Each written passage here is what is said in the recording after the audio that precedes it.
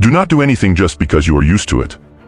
We often evaluate situations not with accurate assumptions, but with the bad habits we are enslaved to.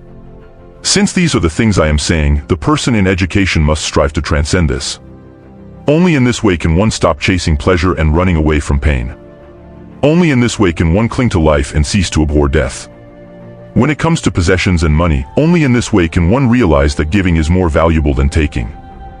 When asked, "Why did you do it like this?" the general response given is, "Because we always do it this way." This is the answer that tires every good boss and obstructs every entrepreneur's path. The employee has stopped thinking at some point and started working according to habits without any thought. Therefore, even the slightest competition destroys them, and most likely, eventually they will be fired from their job just like any smart boss would do. We should show the same ruthlessness towards our own habits. In fact, philosophy is being told here that will liberate us from these routines we do by rote. Find out what you do by rote or routinely. And ask yourself this: is this really the best way to do this job? Be aware of why you do what you do. Whatever you do, do it for the right reasons. Restart real tasks. I am your teacher, and you are the students in my school.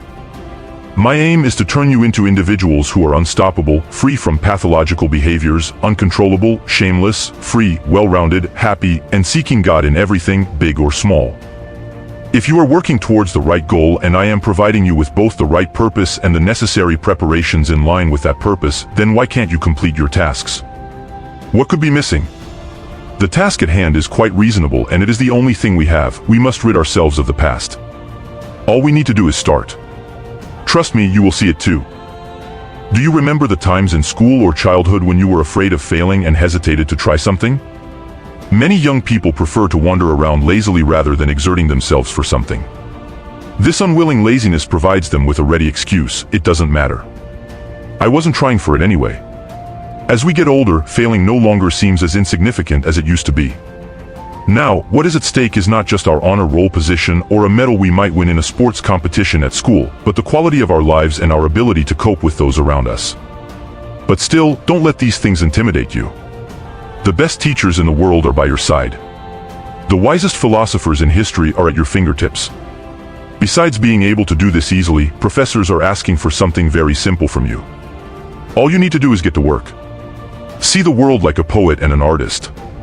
Spending this brief time allotted to you in harmony with nature, show gratitude for eternal rest with grace, just as a ripened olive falls to the earth, expressing gratitude to the soil that nourishes it and to the tree that helps it grow.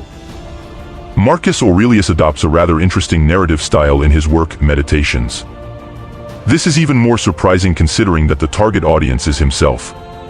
In one section, he praises the charm and allure in the workings of nature, while in another, he talks about the bending stems of ripe grapes, the furrowed brows of lions, and the foam flowing from the mouths of pigs. We likely owe the striking descriptions in these sections to Marcus Cornelius Fronto, his teacher of effective oratory. Fronto, considered one of the best orators in Rome alongside Cicero, was hired by Marcus's stepfather to teach his son how to think, write, and speak. These beautiful expressions gave Marcus, and now us, a new and powerful perspective on ordinary and perhaps even ugly events. They helped us understand better what things around us are and what they mean. To liken death to a ripened fruit falling from a branch requires being a true artist. However, a poet notices how the bread cracks in certain places while baking, and how even though the baker may not intentionally do this, these cracks whet our appetite and can create a metaphor from all of this. Isn't this better than seeing the world only as a dark place? Where can you find grace and harmony today? Perhaps in the places overlooked by everyone else? Wherever you go, there your decision lies. A stage or a prison. Both are a place. One above, the other below.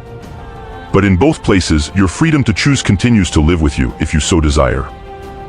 The professions and positions of the Stoics were diverse. Some were wealthy, while others entered the world with their eyes opened at the very bottom of Rome's rigid hierarchical order. Some had everything go smoothly for them, while others struggled through quite challenging conditions. The same holds true for us. Not only because we come from various backgrounds to philosophy, but also because within our own lives, we have both good times and bad. But no matter the circumstances, hardships or easiness, there is only one thing we need to do: focus on what is within our control. Not on what is not. We may be struggling right now. Yet just a few years ago, we might have been swimming in wealth. And maybe in just a few days, we will be making so much money that it feels like a burden to us. But amidst all this, there is one thing that won't change: our freedom to choose. Both in the grand scheme and the minor details. In conclusion, clarity is this: whoever we are, wherever we are, what matters are the choices we make. What are these choices? How will we evaluate them? How will we savor them? These are the questions life asks us, regardless of the situation. How will you answer these questions?